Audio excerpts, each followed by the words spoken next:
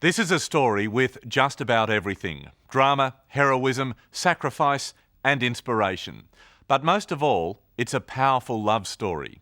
2 years ago, Philip O'Driscoll was flying high, literally, a dashing helicopter pilot engaged to be married with a baby on the way. Then on August the 2nd, 2005, his chopper crashed and Phil, being Phil, risked his own life to save a mate. He suffered appalling burns, and for a while there, it looked like he wouldn't survive. But survive he did. And when you see Phil, Kate and their little girl Hannah together, you'll see amazing courage and devotion, what a real family's all about. At 33 years of age, Philip Squirrel O'Driscoll was a young bloke who really did have the world at his feet. The bush pilot from Darwin had landed his dream job, flying choppers for a mining company in Canada. It's a passion to be up in the air and to be free. It's fantastic. He's our intrepid driver and tour guide. Hello. Mr. Phil. And on the ground, things were pretty good too. He was in love with a beautiful girl called Kate. Together, they were expecting their first child. When I first met Phil, he was tall, dark, handsome, nice big broad shoulders and a cute little tush.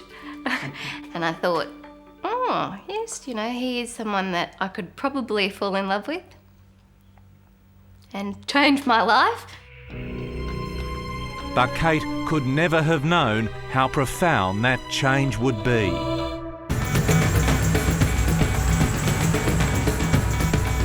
Two years ago, while flying over the Canadian wilderness, the engine on Phil's helicopter failed, sending him crashing to earth.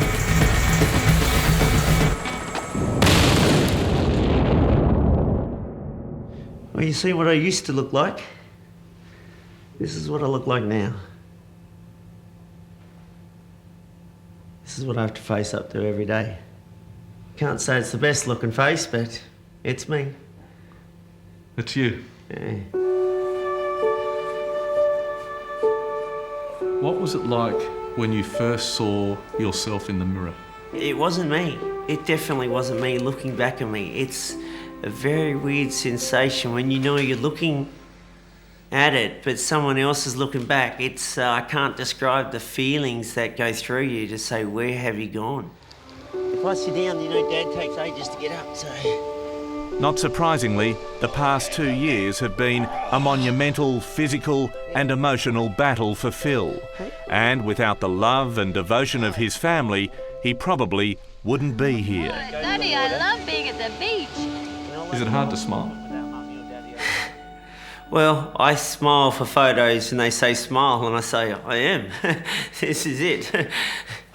So it's hard to find the strength to smile some days. But when I look at my daughter, it's not hard to smile. It's in here.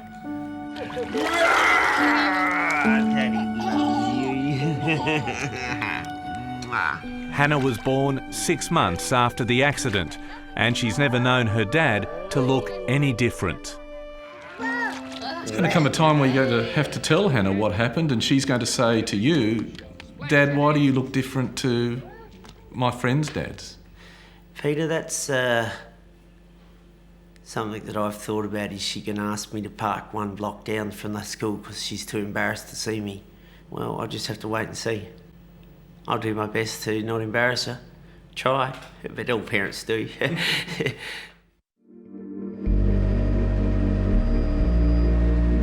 Philip O'Driscoll's story is not only one of incredible survival, it's also one of great heroism and sacrifice. It begins on August 2nd, 2005, a fine day, perfect for flying. And for Phil, a man who'd flown more than 7,000 hours, it was a routine job.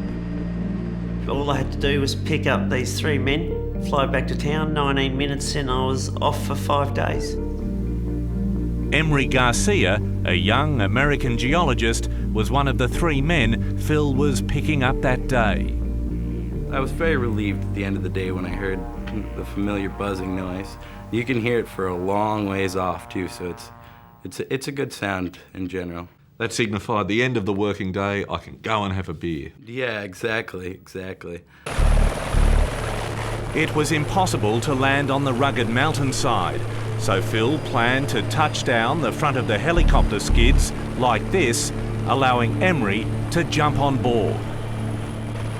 I was just waiting for him to give me the thumbs up, like, yeah, you can climb in. And at that moment, the back end of the helicopter just dropped. There was just a loud bang. It's just a really hollow metallic bang, like you bashed a hollow empty drum. The chopper's engine was failing. Phil was losing control. He had to make a split-second decision. There were 2 lives at stake. When the motor quit, I could have dropped straight down and rolled over the backwards. I would have been fine, but Emery would have definitely been dead. I'm sure he knew that if it went down, that there would be no hope for me. So you're saying his actions saved your life? Exactly. What Phil did next was extraordinary. Knowing it could kill him, he tried to manoeuvre the chopper away from Emery, but he just couldn't regain control. The helicopter flipped and went careering down the mountainside, Phil still strapped in his seat. Then the explosion.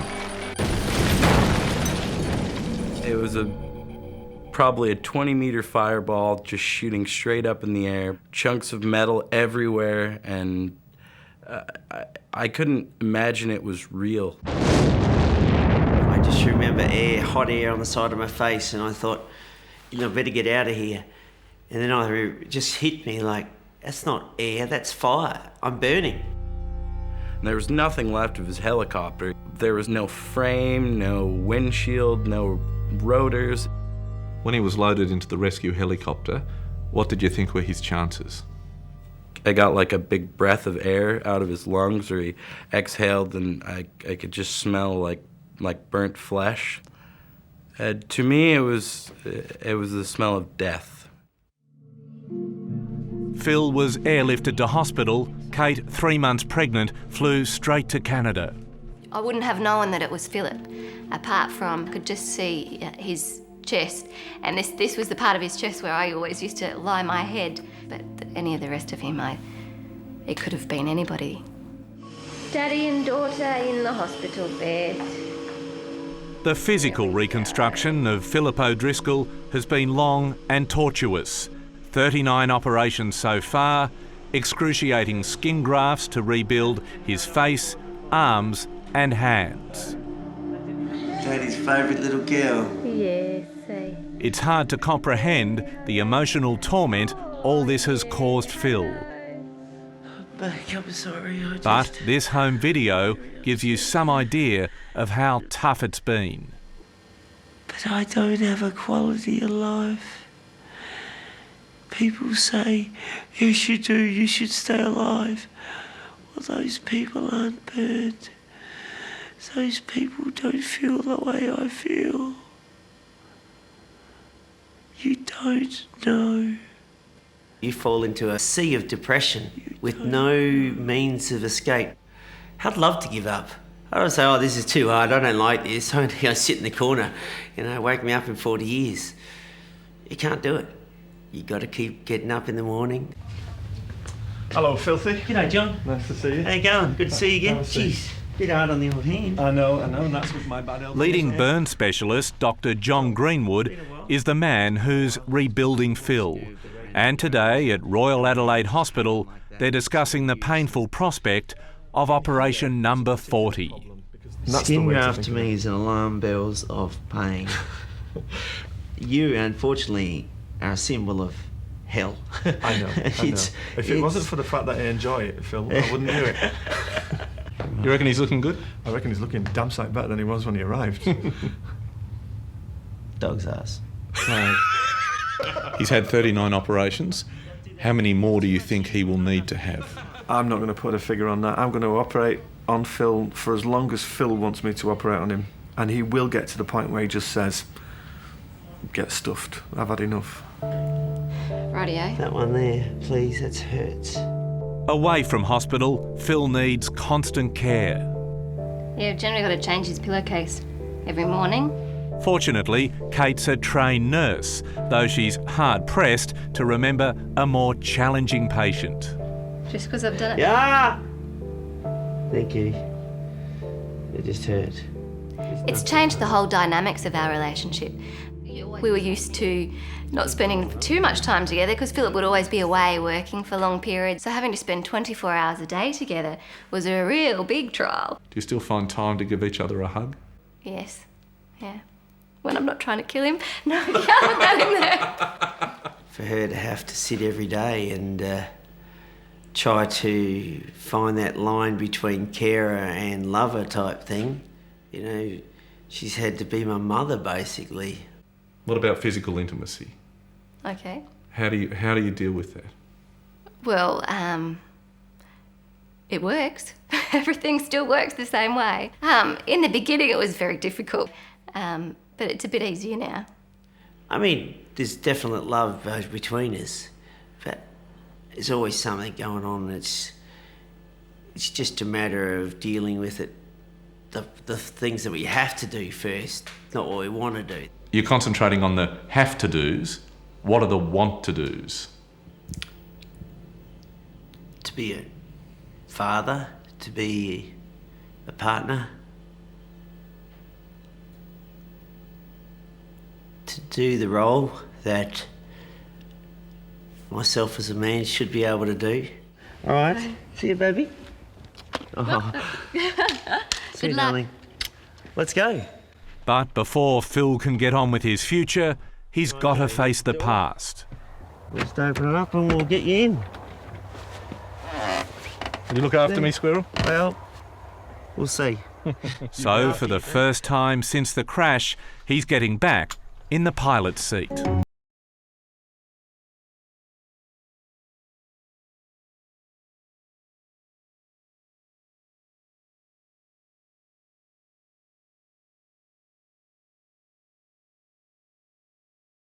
Absolutely fantastic You feel free, you feel back where you should be? to actually be getting back into something that I never thought was going to happen. Is a moment you really can't describe. Mate, And today, there's another milestone in Phil's recovery. you don't know how long I've wanted to see you. How long I've wanted to say thank you. These two blokes haven't seen each other since that momentous day on a Canadian mountainside 2 years ago, the day Phil put his life on the line to save Emery. Hey, but you looked a lot better. You look a lot better than the last time I saw you. I can say that yeah. much is true. My road was a very up and down road, but I got to say today's definitely one of the ups. You're a real man again instead of just They say something you- that I watched get sent away in a helicopter. And it's so good to meet the man who saved my life. Hey, let me give you one more hug. Hey. So happy to meet you, man. Look, here comes Daddy in the helicopter. Look, he's flying. Say hello, Daddy. Phil O'Driscoll is a remarkable man, truly inspiring. He's back in the air, and on the ground, things are looking good too. Well done, mate. Thank you. Thanks a lot. Hey, honey, come to Dad. And Phil's got big plans. He even wants to launch his own airline.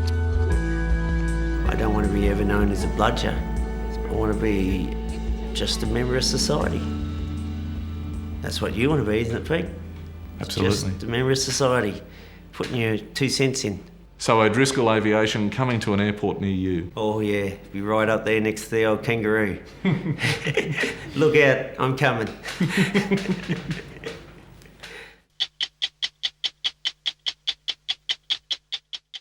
Hello, I'm Tom Steinfort. Thanks for watching 60 Minutes Australia.